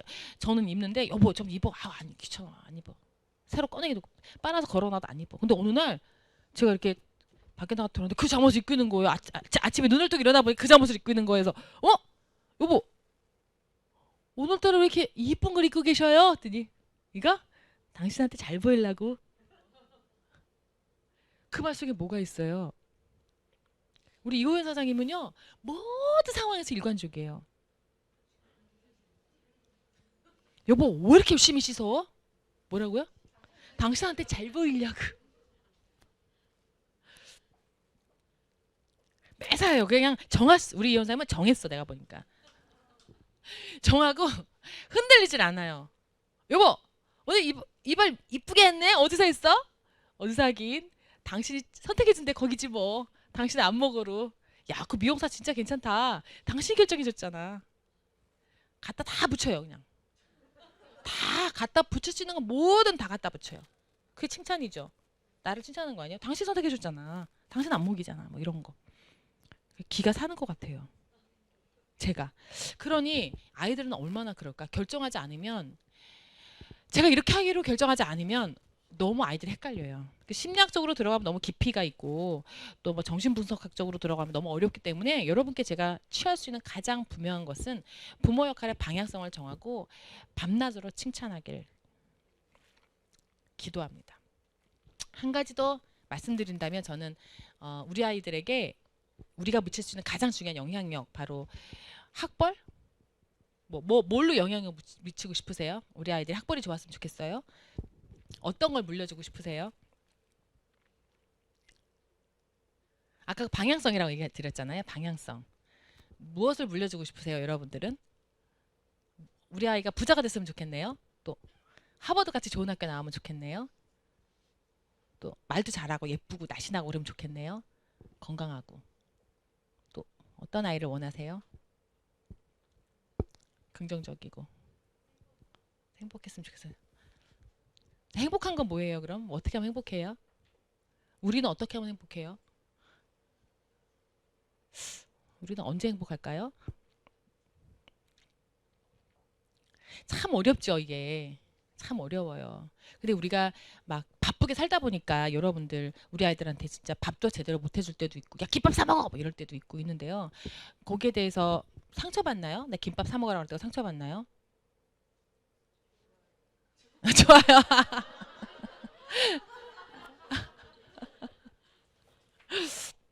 어, 이 방향성에 대한 얘기가 굉장히 중요한데 우리 그 아들이 책을 너무 좋아하는데 책을 이렇게 소설책을 원서를 계속 읽다가 한국에 딱 들어오더니 캐나다에서 원서만 읽다가 한국에 딱 들어오더니 한국 책에 빠지기 시작했어요. 그래서 소설책인데 걔네들이 있는 하이틴 소설 같은 거 있잖아요. 네, 그런 거 이제 한글 소설이 빠지기 시작한 지 9개월 정도 됐는데 처음에는 책을 사달라 그래서 기쁜 마음으로 사줬는데 그게 너무 많이 사줘야 되는 거예요. 한 번에 6권 사주면 그걸 하룻밤에 다 읽어버리고 6권 사주면 하룻밤에 다. 근데 이제 그 다음은 살 수가 없어요. 안 나와요. 그다음 뒤편수가 안 나와요.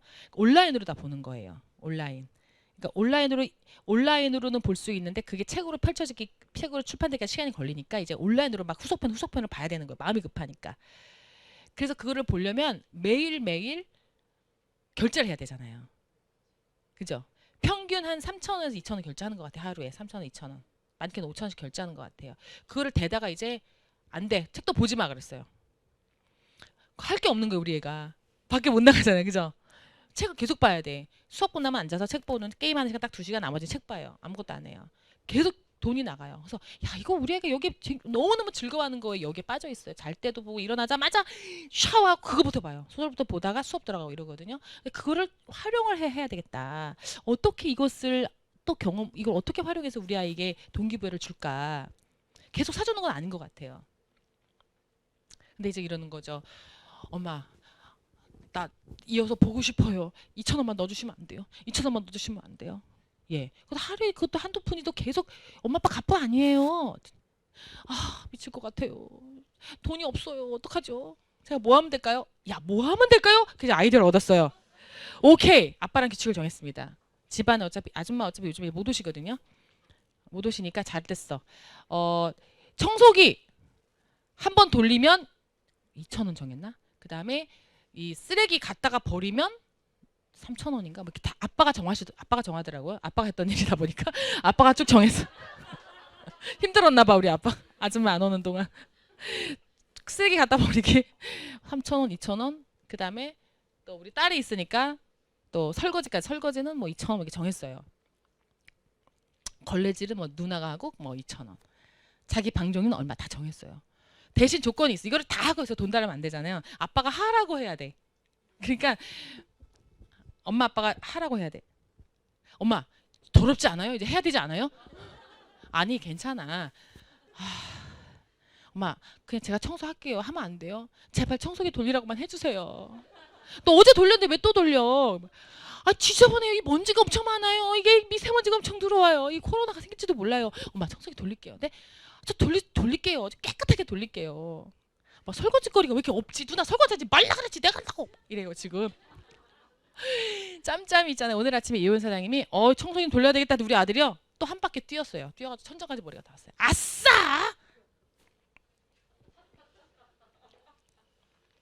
너무 기뻐해요. 청소기 돌리라는 게 말을 너무 기뻐해요.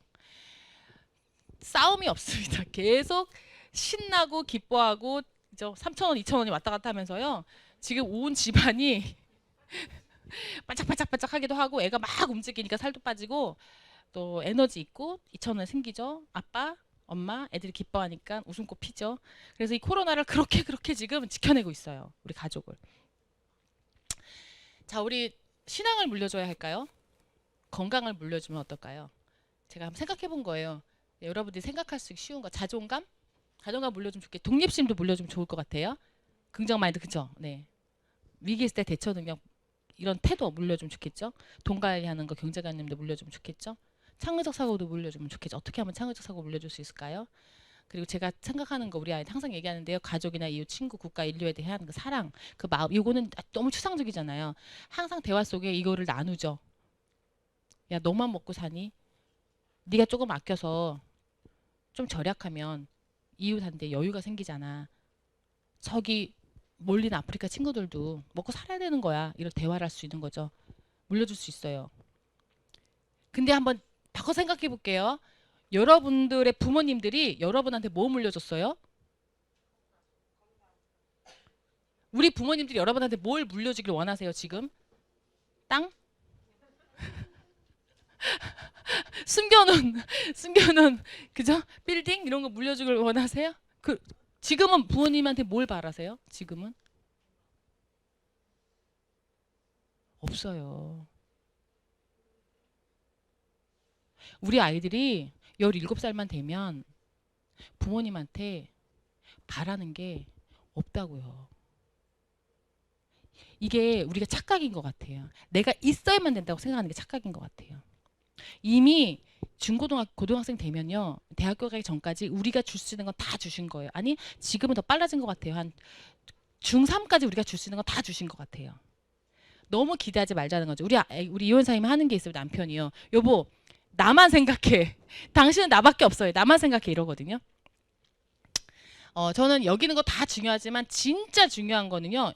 여러분들이 스스로 내 마음속에 자신감, 그리고 여러분이 미래에 대한 자신감, 그리고 여러분이 행복한 거, 그거를 물려주는 게 가장 중요하다고 생각해요. 아까도 말씀드렸지만 지금 우리가 가장 행복한 순간을 누려야 되는데, 내가 즐겁고 행복하잖아요. 그럼 자녀들한테도 그 정신세계가 내려가요. 그리고 엄마 아빠가 항상 신나고 뭔가 에너지가 있잖아요. 그러면 아이들이 그 엄마 아빠의 태도를 보고 그 삶의 태도를 자연스럽게 배워가는 거죠. 아까 말씀드린 거 있잖아요. 이거를 이론적으로 어떻게 할 수가 없어요. 엄마 아빠가 평생 교회 다녔는데 나중에 개종해가지고 절에 다니는 아들도 있고요. 그죠? 엄마 아빠가 그렇게 열심히 뉴트리 먹였는데 나중에 술 마셔가지고 간암 걸리는 아들도 있겠죠. 그때 슬퍼하실 거예요. 여러분, 우리가 잘못했나요? 잘못 물려줬나요? 그렇지 않아요. 그래서 저는 여기서 마지막에 이게 중요하다고 말씀드리는 게 아니에요. 안 중요하다는 거 말씀드리고 싶어요. 이게 절대 안 중요해요. 제일 중요한 건 뭐냐면요. 우리 아이들은 벌써 16살, 17살 되면 독립하게 되어 있어요. 중요한 건 우리 인생이라고 생각해요. 이제는. 부모 역할 뭐냐면요. 제발 우리 아이들 17살부터 신경 쓰지 않게, 그 아이 스스로 자유롭게 살 수 있게 놔두고 엄마 아빠가 우리 아이들에게 신경 쓰이지 않게 자유롭게 당신들의 꿈을 가지고 좀 살았으면 좋겠어요. 그거 원하시는 거 아니에요? 우리 엄마는 지금도 75인데요. 지금도 꿈이 있어요. 예! 엄마 어디 코로나 어디 다녀? 예! 아유야! 엄청 신나는 일이 생겼어! 뭐가요? 주식이 올랐다? 이러는 거예요. 일주일 뒤에 또 왔어. 엄마 이게 뭐예요? 했더니 나 쌍꺼풀 수술했다? 이러시는 거예요. 우리 엄마 정말 대단한, 우리 엄마 정말 존경해요. 제가 진짜 우리 하나님 예수님 다음으로 존경하는 분이 우리 엄마거든요. 너무너무 신기해요. 우리 엄마를 보면. 그리고 엄마 걱정 안 돼요. 우리 엄마. 우리가 신나고 즐겁게 사는 그 삶의 태도를 물려주자는 거예요. 그게 굉장히 중요합니다. 그래서 제가 오늘 2부로 말씀드릴 게 뭐냐면, 이제 우리 비즈니스 하시는 분들이니까요. 제가 한 10분만 더 쓸게요. 왜냐면 비즈니스 마무리 좀 하고요. 자, 엄마이기 전에 우리 여자로서, 인간으로서 행복한 삶을 영위할 수 있다면 우리는 좀 더 좋은 엄마가 될 수 있어요. 행복한 엄마를 바라보는 아이는 자신 또한 엄마의 모습을 담고자 노력하기 때문이죠. 그래서 행복한 엄마가 행복한 아이를 키우는 거예요. 우리 행복해야 돼요. 자, 우리 비즈니스로 여러분과 제가 만났으니까 오늘 이제 비즈니스 얘기를 한번 해볼게요. 2부로. 여기 이제 마무리 됐고요. 좀 쉽지 않아요? 아이들 키우는 게 좀 듣고 나니까 해소되지 않으세요? 네, 괜찮아요. 우리가 즐기면 돼요. 그걸 다 애들이 받아가요. 자, 제가 오늘부터 말씀드릴 내용은 제가 요즘에 너무 흥분하고 있는 건데, 지금이 5, 6, 7, 8, 4, 5, 6, 7, 8에서 5개월 지금 준비 기간이 있는데요. 내년 이거 유튜브로 찍어보려고 하는데, 내년에 여러분들이 연봉 1억에 도전할 수 있는 프로젝트예요. 지금 이 코로나 때문에 너무 환경이 좋아졌어요. 그래서 잠깐 제가 우리 비즈니스에 대해서 잠깐 안내를 해드릴게요. 제가 요즘에 느끼고 있는 건데, 우리 엄마들로서 우리 미래를 한번 생각해 보는 겁니다. 자, 이 소비자 모으기 다 아시죠? 다 같이 우리가 뭐 하면 되죠? 시작! 소비자 모으기! 네, 소비자 모으기만 하시면 되는데, 그 소비자 모으기의 개념을 요즘에 제가 느끼는 거예요. 이게 우리가 신개념 창업이더라고요. 그리고 재택 1인, 여러분 다 각자가 여성 1인 CEO세요. 그리고 이게 프랜차이즈예요. 왜냐하면 소비자들을 관리하는 소비자 리더이기 때문에. 또 하나는 다양한 생활 속에서 이 아이템이 지금 코로나 때문에 이 생필품이 계속 바닥이 나고 있거든요. 우리 아메이 아이템 중에서도요. 500가지 아이템이 있고요. 그다음에 다양한 컨텐츠를 활용해서 여러분 비즈니스를 펼쳐나갈 수 있어요. 스타벅스처럼 매장에 가야만 스타벅스 커피를 마시는 게 아니에요. 지금 스타벅스도 이 캡슐을 다른 데서 구매할 수 있게끔 하고 있거든요. 다양성을 인정하고 있는 거죠. 그다음 보세요. 자유로운 운영을 하실 수 있고 여러분이요. 그다음에 안정된 시스템이 여러분을 지원하기 때문에 리스크가 없어요. 그리고 가장 중요한 것은 우리가 돈을 버는 일인 것 같지만 지속적인 교육을 통해서 내가 성장할 수 있는 기회이기도 해요. 이거 말고도 엄청 많은데요. 저는 요런 5가지, 6가지구나. 요 개념을 가지고 여러분들이 지금 재택근무 하시면서 소비자 모으기 한번 집중해 보시면 어떨까 싶어요. 자, 그 원리에 대해서 제가 5분 동안 연봉 1억까지 어떻게 하는지 그 원리를 설명해 드릴 거예요. 자, 기억하세요. 6글자 뭐라고요? 시작! 소비자 모으기입니다. 지금 이제 아이들도 집에 있고 키우셔야 되니까 외근 나가기 어려우신 분들 있잖아요. 그리고 지금은 부업으로도 그러니까는 제2의 직업으로, 제3의 직업으로 얼마든지 이걸 활용하실 수가 있어요. 소비자 모으기의 비밀인데 이게 무슨 말이냐면 이 소비자 모으기가 지금까지 생각했던 건 여러분이 생각했던 거 완전히 다르게 보시면 돼요. 자, 예를 들어 볼게요. 지금 비타민 안 드시는 분 아무도 없으시거든요. 자, 비타민을 무조건 드셔야 돼요. 특히 우리 안메이 비즈니스 하시는 분들을 통해서 지인들은 전부 우리 뉴트럴라이트 다 드시고 계세요. CMP 커스터마이즈드 팩 가족당 하나만 생각해도요. 저만 해도 맨즈팩, 우먼즈팩, 우리 남편 맨즈팩, 아이들 틴즈팩 이런 거 먹거든요. 자, 그러면 가구당 그냥 뭐 한 사람만 먹겠다고 가정할게요. 한 사람만. 그러면 한 분이 그 맨즈팩을 드신다고 하면 아침 저녁 드시는 그 맨즈팩 비용이 스타벅스 한 잔 값입니다. 하루에 스타벅스 한 잔만 줄이고 그 맨즈팩을 아침 저녁으로 드시는 거예요. 그러면 그 비용이 얼마냐면 점수로 따지면은 10만 점수예요. 가격으로 따지면 15만 내외. 한 달에 15만 내외, 점수는 10만 점수거든요. 그렇게 나로부터 그 더블 X 맨즈팩을 드시는 30명 소비자를 모으는 거죠. 정확하게 한 30명이라고 가정할게요. 30명이라고 가정하면 300만 점수가 되거든요. 300만 포인트. 그걸 우리는 이제 12%라고 하는데요. 이 10만 명, 그러니까 10만 원 드시는 10만 원 정도 사용하시는 가구 혹은 개인 30명을 모으면 제가 12%라고 해서 제 수익이 한 30만 원 정도 되는데요. 이것을 3명의 프랜차이즈를 오픈하는 거예요. 무엇을 카피시킨 거죠? 6글자 시작! 소비자 모으기. 이걸 카피시킨 거예요. 프랜차이즈 3개 오픈한 거죠. 이 수익이 약 260만 원 정도 돼요. 제 개인 수익이. 집에서 하시면 돼요. 한 명을 더 카피시키면 제 수입이 355만 원 넘거든요. 이런 원리로 하시는 겁니다. 그래서 저는 이제 아메이가 뭐예요? 이렇게 물어보시는데 접근 방식에 따라서 해석이 다 틀리지만 제가 여기까지 올 수 있었던 이유는 저는 이거예요. 아주 심플하게 생각해요. 지금도 이렇게 많은 사람이 필요한 게 아니에요. 제품 쓸 사람이 주변에 많으면 제가 이 정확한 원리만 이해하시면 누구나 다 지금 집에서 당장 하실 수가 있어요. 그렇게 복잡하게 생각하지 마세요. 아메이가 500가지 제품이 있어요. 그중에 한 가지 아이템만으로도 제가 사업 설명이 되잖아요. 자, 그럼 아까 다시 돌아가서 이 3명에게 복제했을 때 제 첫 달 수입이 9월부터 제가 이걸 딱 완성했다. 첫 달 수입이 260만 원이고요. 그 다음에 이거를 12달을 완성하시면 부부 동반 시드니를 가실 수가 있어요. 무료로. 그리고 연봉으로 따지면 한 5천만 원 내외의 연수입이 발생해요. 연말 보너스가 있으니까. 너무 매력적이지 않아요? 주부가 저는 이렇게 생각해요. 저는 아이들 키우면서 스트레스 받지 마시고 전 집에서 이 플랜을 한번 적용해 보시기 바래요. 지금 제가 말씀드린 사례는 아이템 한 가지, CMP 하나로만으로도 말씀드렸지만 그거 말고도 지금 500가지 아이템 정수기 청정기 포함해서 생필품으로 구성되어 있기 때문에 우리가 소비자를 관리하는 소비자의 리더로서 어떻게 하면 되는가. 아까 키포인트가 하나 있었어요.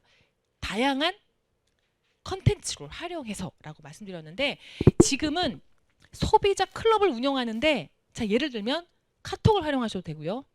밴드를 활용하셔도 되고 줌으로 활용하셔도 돼요. 그리고 지역사회 활용하셔도 돼요. 카페에서 직접 모이셔도 되고요. 온라인으로만 하셔도 돼요. 아니 가정 대단한 프로젝트예요. 지금 다 직업을 잃고 계시거든요. 직장을 잃고 계시거든요. 그분한테 기쁜 소식을 빨리 알려주셔야 즉 사고하는 방향 성공하는 사람들의 사고 방향을 배웠고 그 분들에게 내가 삶을 살아가는 태도에 대해서 배웠고요. 그 태도가 우리 아이들에게 물려지고 있어요. 그런 면에서는 이 비즈니스가 굉장히 매력적이라고 생각을 하거든요. 단지 지금 이게 다예요. 더 이상 여러분들과 나눌 비즈니스에 대한 정보가 없습니다. 왜냐하면 네이버를 통해서 유튜브를 통해서 얼마든지 노하우는 정보는 여러분이 얻으실 수 있거든요. 근데 그 노하우를 여러분 것으로 만든 그런 전략, 핵심 전략 바로 오늘 제가 말씀드린 이 내용이에요. 더 이상 없어요. 이게 한 단계 더 내려가서 카피가 되잖아요. 다음 페이지 넘겨주세요. 한 단계만 더 내려가면 이렇게 연봉 1억 3천까지 됩니다. 생각해 보세요. 자, 지금 자본 투자하지 않고 우리 부모들이 아이와 함께 재테크를 많이 신경 쓰시는데 재테크도 뭐죠? 자본이 있어야 되거든요. 근데 우리는 자본 없이 들어갑니다. 그리고 아이들 키우면서 집에서 얼마든지 홈에서 하실 수가 있어요. 그리고 소비자 주변의 소비자들을 통해서 내가 이 큰 기업을 이끌어가는 거거든요. 한번 보세요. 소비자들과 함께 내가 소비자 모으기 1단계, 그 다음에 또 3명의 내 파트너들에게 2단계, 3단계 또 그분들이 나처럼 똑같이 따라할 수 있게. 그래서 저는 새로운 개념의 비즈니스라는 생각이 드는 거죠. 스타벅스는 오프라인을 활용하지만 우리는 온라인을 활용한 쇼핑몰로 활용하고요. 또 이제 본사에서는 카카오톡하고 접목을 시켜서 카카오톡에 우리 소비자들에게 링크를 보내서 소비자들이 쉽게 제품을 구매할 수 있는, 내가 보낸 링크로서 바로 들어가서 제품을 구매할 수 있는 그런 시스템을 적용하기로 했습니다. 카카오톡하고도 손을 잡았어요. 얼마든지 쉽게 여러분이 다양한 컨텐츠를 활용해서 이거를 이뤄낼 수 있다는 거예요. 아메가 변해도 완전히 바뀌었어요. 완전히 바뀌었어요. 지금 조금 더 공부하셔야 돼요. 지금 새로운 컨텐츠가 많이 올라오기 때문에. 그리고 또 한 가지 굉장히 중요한 핵심적인 내용인데요. 이게 보시면 파란색 동그라미들이 있습니다. 이 파란색 동그라미들이 소비자의 리더예요. 주변의 회색 동그라미들이 다 소비자들이에요. 잘 한번 보세요. 여러분이 이거는 야 사람이 많은 것 같아 생각하시지만 이분들의 단위로 거슬러 올라가 보면 바로 이거거든요. 다 같이 6글자 뭐라고요? 시작. 모으기예요. 30명 정도가 한 10만 PB 정도, 10만 점수 정도 비타민을 드실 수 있게 도와드리는 거 할 수 있겠죠. 우리가 아침 저녁 그 맨즈팩 하나가 하루 스타벅스 한 잔 값입니다. 이 정도는 얼마든지 소비자들에게 권할 수 있어요. 이거를 마음만 먹으면 30명 충분히 할 수 있어요. 우리만 이렇게 생각하는 게 아니라 모든 사람들이 이렇게 생각하고 있어요. 내 가족도 이렇게 생각하고 이거 할 수 있네. 친구도 괜찮은 건데 할 수 있네 이렇게 생각해요. 그래서 이게 가능한 거예요. 누구나 다 할 수 있다고 생각하는 사람 나 포함 13명이 모이면 여러분이 중견 기업의 CEO가 되는 거예요. 이 사이버 시대에 이 사이버 마케팅으로 여러분들이 이제 새로운 부를 창출하는 컨텐츠가 만들어진 거예요. 잘 몰라요. 일반 사람들은. 아직도 옛날 아메 생각하세요. 이게 다른 게 아니야. 이런 시대적으로 동떨어진 말씀 하시거든요. 이게 기회인 것 같아요. 그리고 요즘에 너무 무서운 게 회원 가입률이 엄청 늘어나고 있습니다. 왜냐하면 사업적으로 매력을 갖는 분들이 굉장히 많이 늘어나고 있다는 거예요. 전례 없이. 소비자들은 원래 많았는데 이 사업적으로 관심을 갖는 분들이 굉장히 많이 늘어나고 있습니다. 지금 다들 한가하셔서 그래요. 자영업자들이 여유가 있으시고요. 학교 안 가죠? 출근 안 하시죠? 전부 재택근무 하시죠? 그래서 훨씬 더 사업 기회가 많이 늘어나고 있어요. 괜찮으시죠? 네, 도전하시기 바라고요. 오늘 우리 엄마의 꿈이 지금 저는 여러분들에게 이 꿈을 말씀드리고 싶어. 연봉 1억. 우리 엄마가 야 주식이 올랐어 이런 즐거운 것처럼 야 우리 내년 연봉 1억 도전. 이거 괜찮지 않아? 이거 우습게 보셔야 돼. 연봉 1억을 우습게 보세요. 그래야 할 수 있어요. 좀 시대가 완전히 바뀌었어요. 도전하시기 바라고요. 정말 즐거운 마음으로 아이들과 가정에서 정말 신나는 하루 오늘도 보내시기 바라고, 이렇게 온라인 미팅을 만들어서 진행해 주시는 많은 리더분들께 감사합니다. 박수 한번 드릴게요. 야, 네, 저 혼자 못합니다. 이렇게 많은 분들이 계셔서 함께하는 거고요. 우리 정말 지혜로운 엄마, 신나는 엄마, 그리고 누구보다도 에너지 있는 엄마. 그 엄마가 가정을 에너지 있게 만들고요. 에너지는 가정에서 자라는 아이들이야말로 우리가 걱정할 필요가 없겠죠. 다 알아서 삽니다. 우리가 지금 알아서 이렇게 열심히 살듯이 그 아이들도 다 알아서 열심히 살겠죠. 네, 믿어주시기 바라고요. 오늘 여러분들과 함께한 시간 너무 행복했습니다. 감사합니다.